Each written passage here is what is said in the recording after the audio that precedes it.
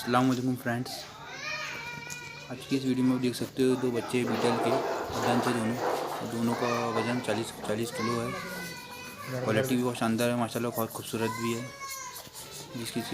जो कोई भाई भी इसे लेना चाहता है वो इब्राहिम भाई से बात कर सकता है। कॉन्टैक्ट नंबर मैं उनका दे दूँगा आपको डिस्क्रिप्शन में। इब्राहिम भाई राजस्थान से है और वो आपको ऑल इंडिया में कहीं भी ट्रांसपोर्ट करवा देंगे। ठीक है भाई, तो आप उनका कॉन्टैक्ट नंबर डिस्क्रिप्शन में है, आप देख के उनसे डायरेक्ट कॉल पे बात कर सकते हो।